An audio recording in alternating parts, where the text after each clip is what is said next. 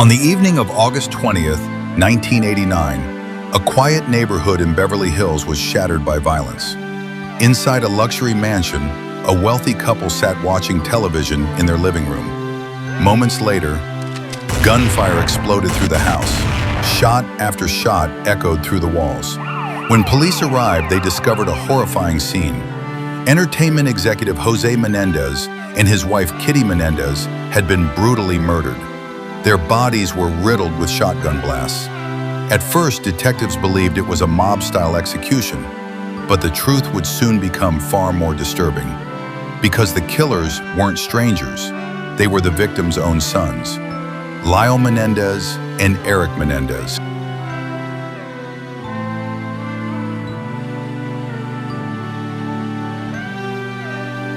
Before the murders, there was the family, and at the center of it all was José Menendez.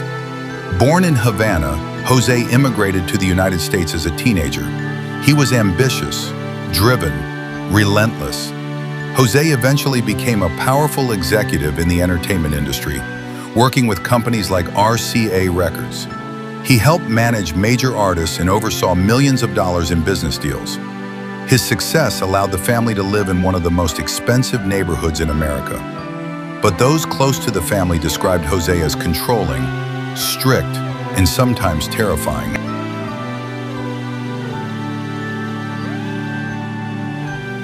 José married Kitty Menendez, a former school teacher. Together they had two sons, Lyle, born in 1968, and Erik, born in 1970. To outsiders, the Menendez family appeared perfect. They lived in luxury. They attended elite schools. They played tennis at professional levels. But behind the mansion walls, the family dynamic was far more complicated. Friends later described intense pressure placed on the boys by their father. José demanded success. Failure was not tolerated.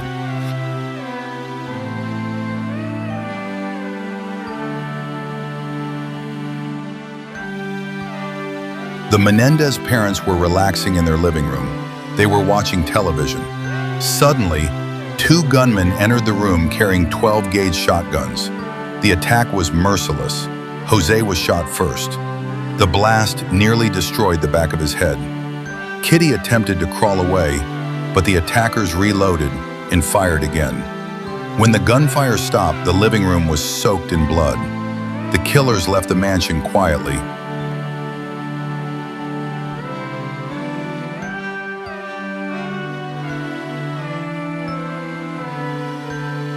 Later that night, Lyle Menendez called 911. His voice sounded panicked, crying, screaming. He told the dispatcher someone had killed his parents. Police arrived quickly. Both brothers appeared devastated. Detectives initially believed them, but over time, small details started to raise suspicion.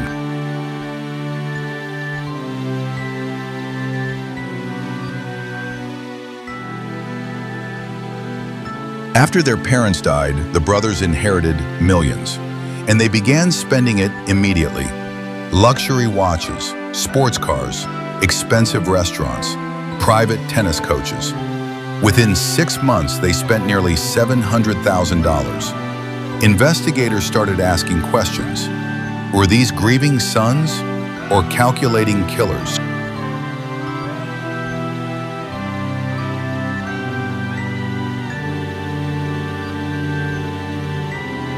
The breakthrough came from an unexpected place: therapy. During sessions with psychologist Jerome Oziel, Erik Menendez confessed to the murders. Oziel secretly recorded conversations between the brothers.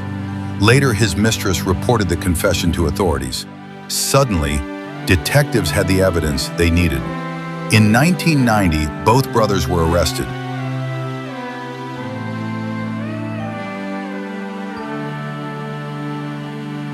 The trial began in 1993, and it quickly became one of the most watched court cases in American history. Millions of viewers tuned in daily. The defense presented a shocking claim. They said the brothers killed their parents after suffering years of abuse. According to their testimony, their father had sexually abused them since childhood. Their mother knew, but did nothing. The defense argued the brothers believed their parents were about to kill them.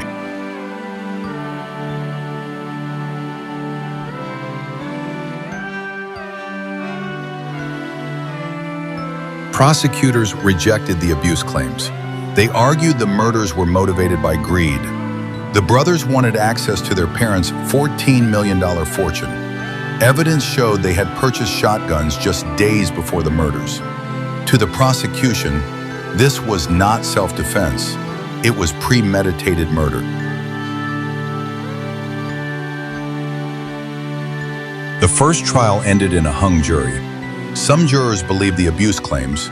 Others believed the murders were about money. The nation was divided. But prosecutors pushed for a second trial.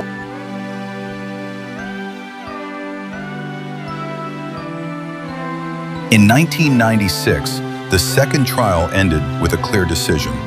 Both Lyle Menendez and Erik Menendez were found guilty of first-degree murder.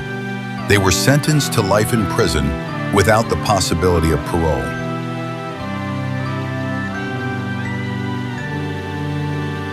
For many years, the brothers were held in separate prisons, but in 2018, they were reunited at the Richard J. Donovan Correctional Facility. The moment they saw each other again after decades apart, they reportedly hugged and cried. Today, the Menendez case continues to spark debate. Were they victims of unimaginable abuse or cold-blooded killers motivated by money?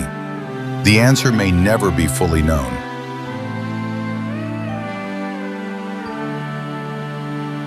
The Menendez Brothers case remains one of the most controversial murder trials in American history.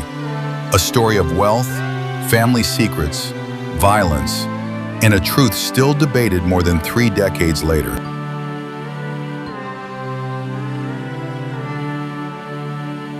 The murder of José Menendez and Kitty Menendez shocked America in 1989. Their own sons, Lyle Menendez and Erik Menendez, were later found guilty and sentenced to life in prison. But even today, people still argue about this case. Did the brothers kill their parents for money?